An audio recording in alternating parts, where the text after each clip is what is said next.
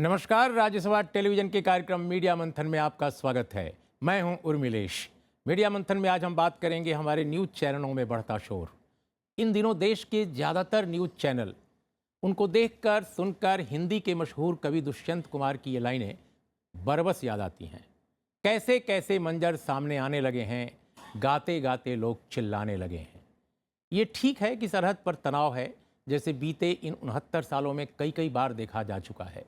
Operation पराक्रम के दौर में हमने देखा काफ़ी वक्त तक सरहद सरगर्म रही, लेकिन इसके लिए महानगर स्थित चैनलों के न्यूज़ रूम और स्टूडियोज़ को वार जोन बनाने की क्या मायने हैं। मीडिया अगर सूचना और संवाद का जरिया है तो वो अपने इस दायित्व को छोड़कर सैन्य पराक्रम दिखाने में क्यों जुटा नजर आता है। ये काम वह सेना के लिए क्यों नहीं छोड़ता। चैनलों में होड़ मची है सैन्य भाषा और तेवर में उतरने की। अचरज की बात है कि इन चैनलों पर सरहदी तनाव की प्रामाणिक खबरें तक नहीं हैं। देश के अंदर कहां क्या हो रहा है वह भी इनकी खबरों में नदारद है।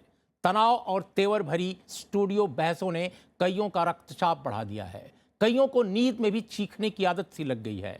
पर्दे के ये स्टार अपने सहयोगियों की साधारण सी बातों पर भी चीखने लगते हैं। दरअसल उन्होंने अपने आप को टीवी का गुस्सैल देवता बना लिया है। पता नहीं इन गुस्सैल टीवी स्टारों को देखकर या कहीं और से प्रशिक्षित होकर समाज में भी चीखने वाले नौजवानों की तादाद इन दिनों बढ़ रही है। सड़कों, चौराहों, बसों, बाजारों में किसी बात पर तनिक असहमति होने पर वे किसी को भी देशद्रोही या पाकिस्तानी तक बता देते हैं। यहाँ तक कि हिंसक भी हो रहे हैं लोग। समझ में नहीं आता कौन किसको प्रभावित कर रहा है। समाज को टीवी प्रभावित कर रहा है या टीवी को समाज। तो आज की चर्चा हमारी स्टूडियो में इसी बात पर है। हमारे साथ मौजूद हैं 4 खास मेहमान। हमारे साथ हैं Sanjay Ahirwal, NDTV world wide के प्रबंध संपादक हैं। हमारे साथ हैं मुकेश कुमार, वरिष्ठ टीवी पत्रकार, जनसत्ता के पूर्व संपादक ओम थानवी साहब, और हमारे साथ हैं प्रफुल्ल केतकर, ऑर्गेनाइजर अखबार के संपादक। हम आप चारों लोगों का स्वागत करते हैं और सबसे पहले शुरुआत संजय आपसे हम करते हैं। ये जो अभी तेवर दिखाई दे रहा है, ये कोई ऐसा नहीं है कि भारतीय टेलीविज़न इंडस्ट्री में पहली बार ऐसा हो रहा है। बहुत सारे हमारे न्यूज़ चैनल ऐसे हैं, अंग्रेजी के और हिंदी के भी, जिन्होंने यही ग्रामर, यही व्याकरण अपने अपने अपने टीवी चैनलों के लिए विकसित किया शुरू से ही। लेकिन अब पूरे न्यूज़ चैनलों में, कुछ एक्सेप्शंस को अगर छोड़ दीजिए, कुछ पब्लिक ब्रॉडकास्टर्स छोड़ दीजिए और एक आध निजी चैनलों को छोड़ दीजिए, तो कमोबेश सारे इंडियन टेलीविज़न का यही हाल हो गया है। कैसे देखते हैं इस पहलू को? ये बहुत मैं समझता हूँ अभूतपूर्व है। उर्मिलेश जी, पहले तो मैं आपके ज़रिए दर्शकों को ये बताना चाहता हूँ कि एनडीटीवी के न्यूज़ चैनलों ने एक तरफा फैसला लिया है कि वो सैन्य कार्रवाई पे हो रही राजनीति को नहीं दिखाएंगे। और ये बाकायदा हम प्लैकार्ड के ज़रिए अपने दर्शकों को बता रहे हैं कि इस पे जो राजनीति हो रही है और बहुत ही ओछे लेवल पे पहुंच गई है बातचीत, उसको नहीं दिखाएंगे। दूसरा, ये कोई नई बात नहीं है। जब गल्फ वॉर हुआ था तो उस समय एक नई चीज़ गल्फ वॉर के बाद आई थी, CNN इफेक्ट। यानी कि जो जिस तरीके से यूज़ किया जाता है न्यूज़ चैनलों को खास करके, या कह लीजिए आप मीडिया को, एक पब्लिक ओपिनियन तैयार करने के लिए, तो CNN के जो रिपोर्टर्स थे वो एम्बेडेड रिपोर्टर्स थे। उन एम्बेडेड रिपोर्टर्स के बारे में नोम चॉम्स्की कहते हैं कि जो एम्बेडेड रिपोर्टर हैं वो गवर्नमेंट प्रोपेगेंडिस्ट हैं, ये कहा जाता है। तो एक जरिया है न्यूज़ चैनल्स को कि भाई 1-2 चैनल चुन लिए जाते हैं जिनके पब्लिक ओपिनियन तैयार किया जाता है। CNN इफेक्ट ये था, और उसके कॉन्ट्ररी अल जजीरा इफेक्ट आया था जो कि दूसरे तरफ की न्यूज़ देता था। लेकिन हमारे यहाँ पे हर चैनल में एक होड़ लग गई है कि कैसे देश में जो सैन्य कार्रवाई हुई है उससे देश में उन्माद पैदा किया जाए, अपने न्यूज़ रूम में ड्रामा किया जाए और उस ड्रामे के जरिए टीआरपी पाया जाए। ये कुछ नहीं है, सिर्फ टीआरपी की होड़ है मेरे ख्याल से। जी, प्रफुल्ल केतकर, हम आपसे जानना चाहते हैं सर। विचार अपनी जगह हैं, विचारधाराओं का द्वंद्व और टकराव अपनी जगह है, लेकिन टेलीविज़न या मीडिया अपने प्रोफेशनल, क्योंकि आप भी एक प्रोफेशनल हैं, प्रोफेशनल कामकाज को जिस तरह पेश कर रहा है, खासकर प्राइवेट न्यूज़ चैनल हमारे देश के ज़्यादातर, जिनकी चर्चा संजय ने भी की, आप कैसे देखते हैं इस पूरे फॉर्मेट को जो एक नए ढंग से सामने आ रहा है और सारा का सारा ऐसा लगता है कि स्टूडियो एक वार जोन में कन्वर्ट हो जाता है। लगता है कि बेडरूम में बैठे हुए लोग जो टीवी देख रहे हैं वो स्वयं दर्शक नहीं हैं, वो स्वयं सचेत नागरिक नहीं हैं, वो युद्ध का हिस्सा हैं या भविष्य के युद्ध का हिस्सा हैं। देखिए ऐसा है, मैं दो मुद्दों पर आपका ध्यान आकर्षित करना चाहूँगा। जी। पहली बात तो यह है कि हमें मीडिया को आउट ऑफ कॉन्टेक्स्ट नहीं देखना चाहिए। एक ज़माना था जब मीडिया सेवा और संवाद का साधन हुआ करता था। मुझे लगता है कि पूरे मार्केट इकोनॉमी के साथ उससे हम बहुत आगे निकल चुके हैं। और क्या सेल होता है ये आज मीडिया में बहुत महत्वपूर्ण है। तो इसलिए मुझे लगता है कि संजय जी ने एनडीटीवी की बात की। NDTV had a unique selling point. मैं भी किसी समय उस पूरी प्रोसेस के साथ एसोसिएटेड था कि चुनाव का एक अपने तरीके से विश्लेषण करना ये यूएसपी था, लेकिन वो उस समय नया सेल होने वाला पॉइंट था। पिछले कुछ वर्षों में और खास करके मार्केट इकोनॉमी जैसे जैसे बढ़ रही है, हम ये देख सकते हैं कि मार्केट में न केवल मीडिया में, आप आज राजनीति में देख लीजिए या किसी और एजुकेशनल सेक्टर में देख लीजिए, कंस्ट्रक्शन सेक्टर में देख लीजिए, जो चिल्लाने वाला है, जो बेचने वाला है, उसके तेवर एग्रेसिव हो गए हैं।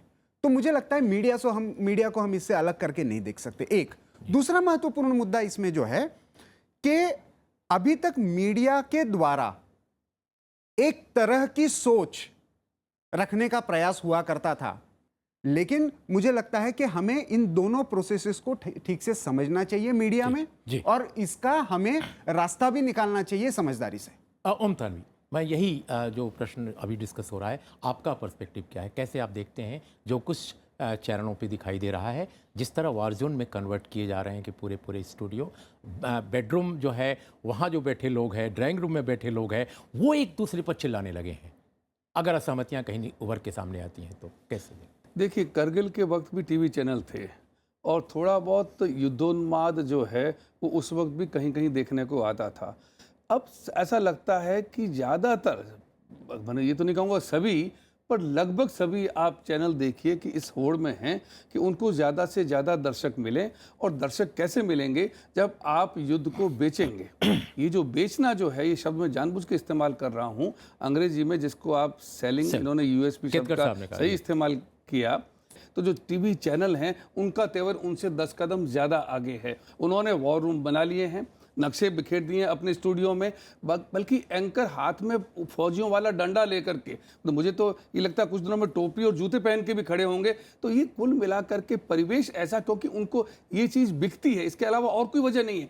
देखिए, टाइम्स ऑफ इंडिया अमन की आशा नाम का बहुत अच्छा प्रोग्राम चलाता था, उन्हीं का चैनल सबसे ज़्यादा युद्धोन्माद फैला रहा है। तो जाहिर है कि जो मकसद है वो व्यापार है, और वही व्यापार अगर इस कीमत पर है कि दो देश, जिसमें पाकिस्तान चाहे कितना ही बदमाश हो, पाकिस्तान कितना ही आतंकवादियों को शरण देता हो, पाकिस्तान अपने आप में आतंकवादी राष्ट्र अभी हमारी सरकार ने भी घोषित नहीं किया है, टीवी चैनलों ने कर दिया है। यानी दो मुल्कों के बीच में दरार जो है पाटने की बजाय फैलाने का काम अगर टीवी चैनल कर रहे हैं, मैं मानता हूं कि बहुत ही दुर्भाग्यपूर्ण। टीवी चैनल कई तो ये भी अपने पर्दे पर अनाउंस कर रहे हैं, बाकायदे हेडलाइन देकर, हमारे चैनल की खबर से डरा पाकिस्तान।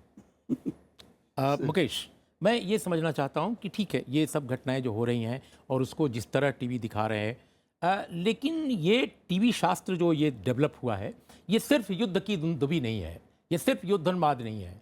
भारत या आसपास की जितनी खबरें हमारे समाज की हैं, वो खबरें कहीं ना कहीं दब भी रही हैं। जैसे उदाहरण के तौर पे हजारीबाग की खबर, बड़का गांव में, जहाँ कई लोग गोली से मारे गए, पुलिस गोलियों से, क्योंकि वो लैंड एक्विजिशन का विरोध कर रहे थे।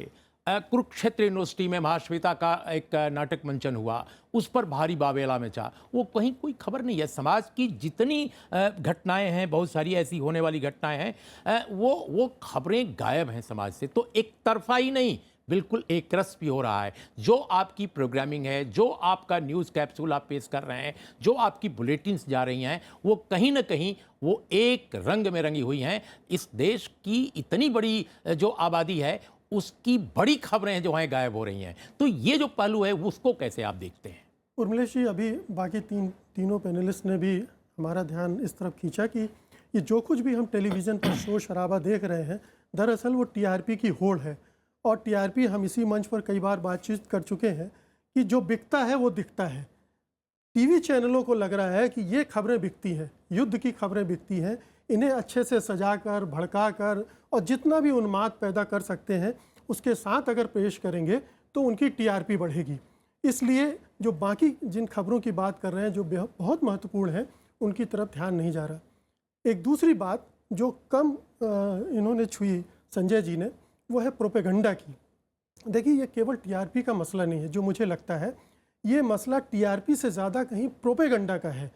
हमारे चैनल एक सत्ता पक्ष की तरफ इतना ज़्यादा झुक गए हैं कि वो उनके भोंपू बन गए।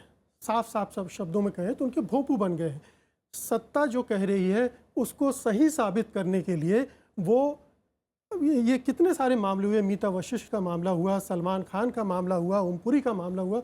आप देखिए, मीडिया लिंचिंग शब्द आया है कि आप एक असहमति का स्वर अगर उभरता है तो उसे आप सरेआम लिंच कर देते हैं। लेकिन केतकर साहब का तो ये कहना है कि ये आवाजें पहले नहीं उठती मैं उस थी पे आना और चाहता अब हूं। उठ रही हैं तो खराब लग मैं रहा है आना कुछ लोगों चाहता को। हूं। नहीं, मैं केतकर साहब से यहाँ तक सहमत हूँ कि अल्टरनेट वॉइसेस को अब मौका मिला है, वो उठ रही हैं, उठें। लेकिन क्या उनका अंदाज ये होना चाहिए कि इतनी हिंसा, इतनी आक्रामकता कि आप दूसरे की आवाज़ को मौका ही न दें, उसे दबा दें, या उसे अगर वो कोई भी, अब आप देखिए CNN का जिक्र किया, CNN 9/11 के बाद आप जानते हैं कि CNN पूरी तरह से सरकार परस्त हो गया था, पूरा प्रोपेगेंडा का चैनल बन गया था। लेकिन उस समय भी वहाँ असहमति की आवाज़ें उठीं, यहाँ तक कि स्टेट की तरफ से भी उठी कि आपने जो इराक में रासायनिक हथियारों की बात की थी वो सही नहीं है, और बाद में साबित भी हुई सिद्ध। अगर आज कुछ लोग ये सवाल उठा रहे हैं कि हो सकता है कि सरकार की मंशा गलत हो, तो इसे इस तरह से खारिज कर दिया जाता है कि जो ये सवाल उठा रहा है वो देशद्रोही है। हम मुकेश की इस टिप्पणी के साथ एक छोटा अंतराल लेते हैं, और अंतराल के बाद लौटेंगे तो इस पहलू से जुड़े कुछ अन्य मसलों को भी उठाएंगे। एक अंतराल।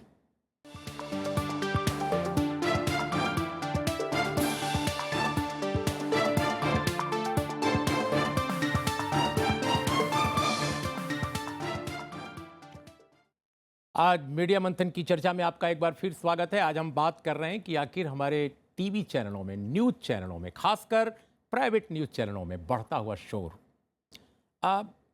मैं ये समझना चाहता हूँ संजय कि ये जो शोर है, हमने देखा है कि हमारे समाज में वैसे भी हम शोर वाले समाज हैं। हम चीखते हैं ज़्यादा, हम बोलते हैं ज़्यादा, किसी को पुकारते भी हैं खेत में, एक छोर से दूसरे छोर, तो बहुत तेज़ आवाज़ में, लेकिन वो लोक जीवन का हिस्सा रहा है। ये जो शोर है ये बहुत बनावटी है।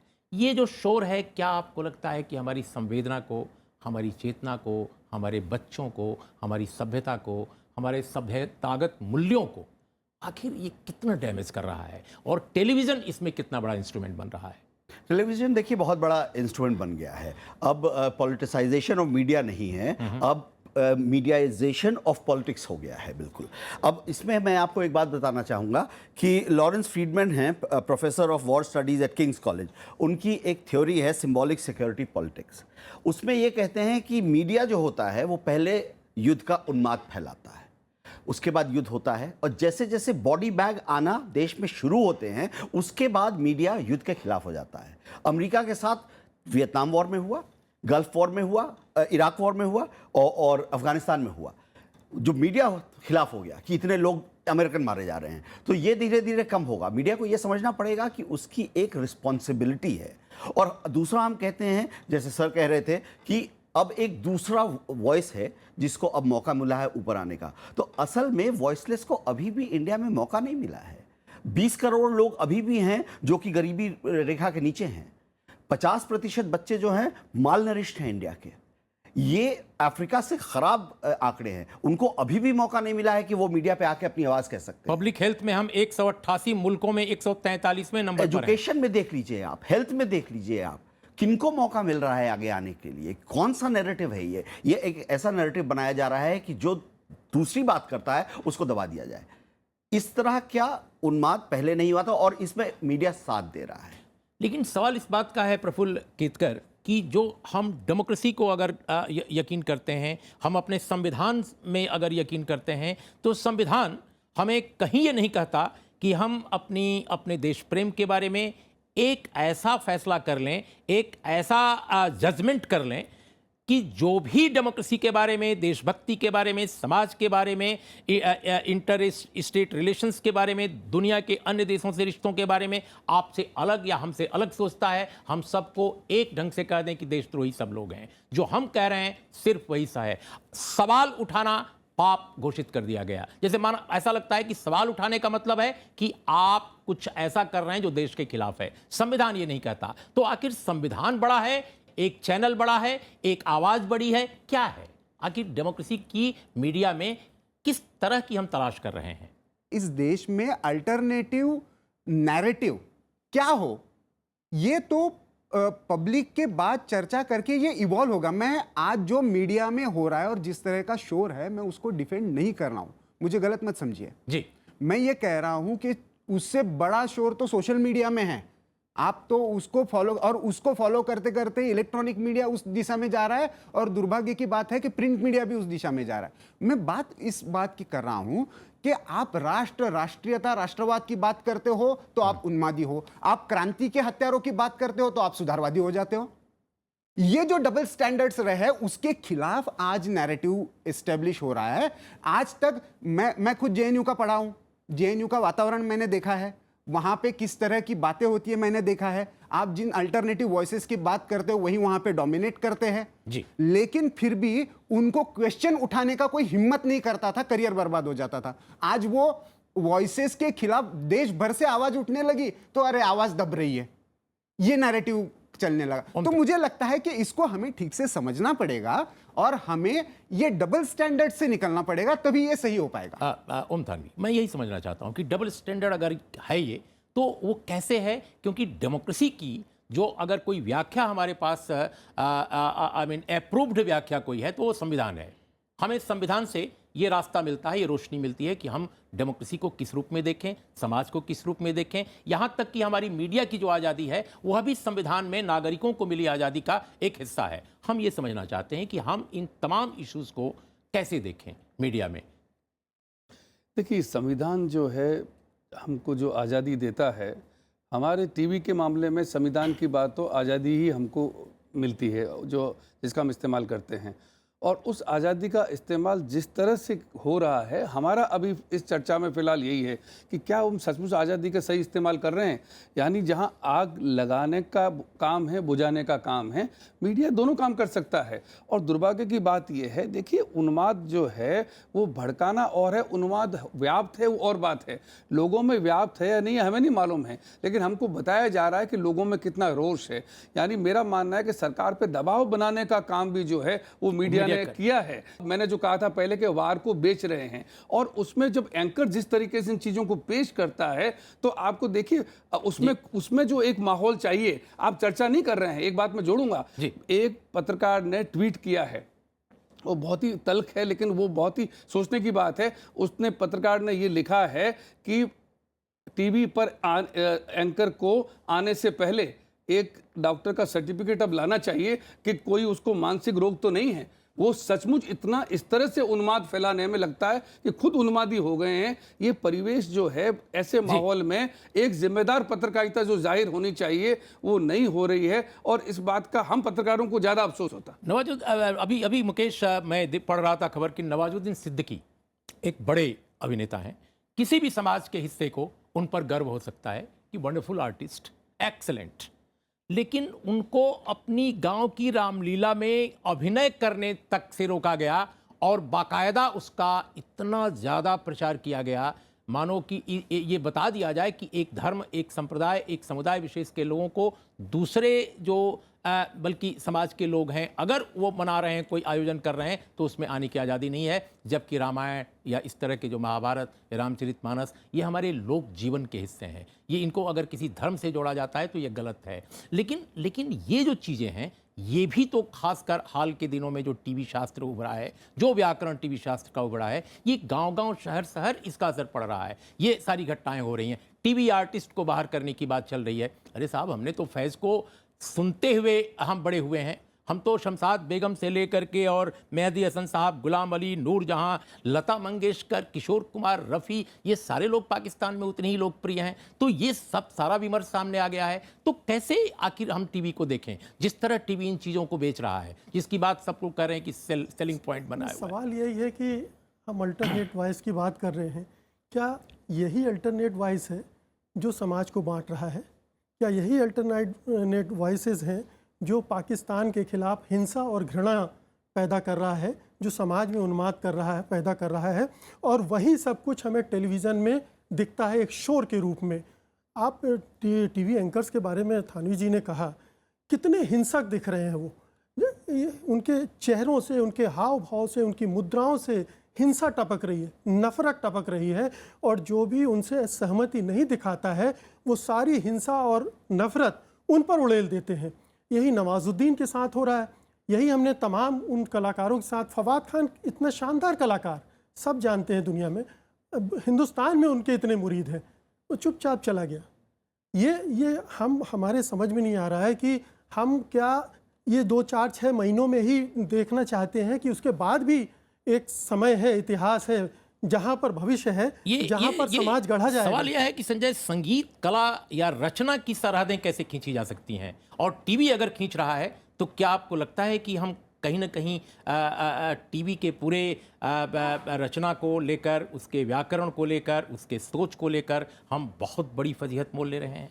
देखिए, उन्माद फैलाने का जो पूरा प्रक्रिया हो रही है, मेरे ख्याल से पंजाब और यूपी के जब चुनाव होंगे उसके बाद थोड़ी सी कम हो जाएगी अपने आप। जो टेलीविज़न चैनल हैं उनके थोड़े से विचार बदल जाएंगे। लेकिन जहाँ तक संगीत की बात है, जहाँ तक कल्चर की बात है, अब भारत पाकिस्तान के बीच में ऐसी बड़ी एक खाई आपने खड़ी कर दी है, तो ऑब्वियसली ऐसे लोग हैं यहाँ पर जो कि नहीं चाहेंगे वहाँ के कलाकार यहाँ पे इस समय काम करें। लेकिन इसके लिए आप क्यों जोड़ते हैं? मैं आपको एक ट्वीट बताना चाहता हूँ। लेकिन सवाल संजय, एक हस्तक्षेप के लिए माफ़ कीजिएगा, अभी हम एक तरफ तो ये सब देख रहे हैं अपने यहाँ दिल्ली या मुंबई के मुख्य धारा जो चैनल्स हैं उसमें, लेकिन कश्मीर, हमारा सरहदी सूबा, वहाँ अखबारों पर पाबंदियां भी लग रही हैं इस दौर में। बाकायदे नोटिफिकेशन करके अखबारों को छापने पर रोक लगाई गई है। यह भी हो रहा है। इस पूरे दौर को कैसे तब आप व्याख्यायित करेंगे? देखिए, मैं एक तरफ सब कुछ फ्री है, जो चाहे वो आप उगलते रहें पर्दे पर, और दूसरी तरफ अखबार पर पाबंदी है कि आप अखबार न छापिए। ऐसा भी हुआ है? जी देखिए, जहाँ कश्मीर के अपने हालात हैं, और कश्मीर में पहले भी लगाया था, सारे अखबारों पे पाबंदी लगा दी थी, अभी एक अखबार पे पाबंदी लगाई गई है। लेकिन एक स्ट्रेटिजिकली एक वो निकल के आया है मेरे ख्याल से, जो सर्जिकल स्ट्राइक हुई है उसका एक ये भी निकल के आता है कि वहाँ पर जो भी अलगाववादी फोर्सेस कश्मीर के अंदर हैं उनको एक संकेत दे दिया जाए कि देखिए, अब हम कठोर कदम उठा रहे हैं, पाकिस्तान के खिलाफ उठा रहे हैं, आप यहाँ पर जो गड़बड़ कर रहे हैं पिछले 6 महीने से वो आप बंद कर दीजिए। तो वो एक स्ट्रेटेजिक मैसेज कश्मीर को भी दिया जा रहा है, और बाकायदा उसके बाकी जगहों पे जो पॉलिटिक्स हो रहा है उसकी तो निंदा की जानी चाहिए, वो नहीं होना चाहिए, बिकॉज सैनिक कार्रवाई जो हो रही है। बिल्कुल अंत में, हमारे पास समय कम है ओम थानवी साहब, कि इसमें जो सेल्फ रेगुलेशन के मैकेनिज्म हमारे टेलीविज़न चैनलों का है, हमारे यहाँ जो प्रेस को लेकर जो प्राधिकार हैं, क्या उनकी कोई भूमिका इस दौर में बनती है? देखिए, बनती तो है, लेकिन हमारे पास में ऐसे इदारे हैं ही नहीं।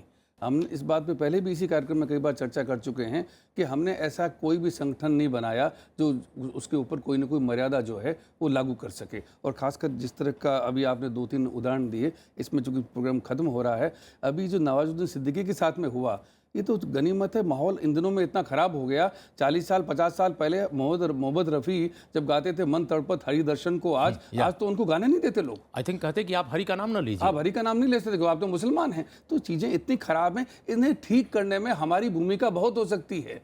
इस समाज, इस देश में ज़्यादातर अभी भी लोग जो हैं, हम ये जानते हैं कि शिक्षा का जो प्रतिशत है वो कम है, उन लोगों तक अखबार नहीं पहुंच पाता है, क्योंकि अखबार के लिए पढ़ा लिखा होना जरूरी है। टीवी पहुंचता है, और वो टीवी जहां पहुंचता है वो जिस तरह की हिंसा का पैगाम लेके पहुंचता है, मेरा मानना है कि वो अपनी जिम्मेदारी से हटना है। बल्कि अगर इससे उलट करके कोशिश हो तो वो काम भी टीवी कर सकता है, जो आपने कहा, जो आग बुझाने का काम कर सकता है, वो संदेश दे सकता है जिसमें एक कम्युनल हार्मनी पैदा होती है। मैं समझता हूं कि आज की चर्चा में आप चारों लोगों ने महत्वपूर्ण योगदान किया है। और इस योगदान के साथ मुझे जो लगता है कि दर्शकों को भी शायद ये महसूस होगा कि समाज की तरफ से पहल होनी चाहिए कि किस तरह हम अपने मीडिया को देखें, किस तरह हम अपने मीडिया के बारे में सोचें। और मीडिया के जो बड़े किरदार हैं, जो मीडिया को चलाने वाले लोग हैं, खासकर न्यूज़ रूम को संचालित करने वाले लोग, उन्हें सोचना चाहिए कि समाज के प्रति उनकी जिम्मेदारी क्या है। क्योंकि आप जिस तरह का मानस निर्माण कर रहे हैं वो कुल मिलाकर हमारी पूरी सामाजिकता के लिए, हमारे पूरे देश के लिए, संस्कृति के लिए और मर्यादा के लिए शायद मुश्किलें पैदा कर सकता है। इसलिए ये बहस समाज में भी होनी चाहिए, सिर्फ हमारे स्टूडियो में नहीं। इन शब्दों के साथ आपका बहुत बहुत धन्यवाद। देखते रहिए राज्यसभा टेलीविज़न।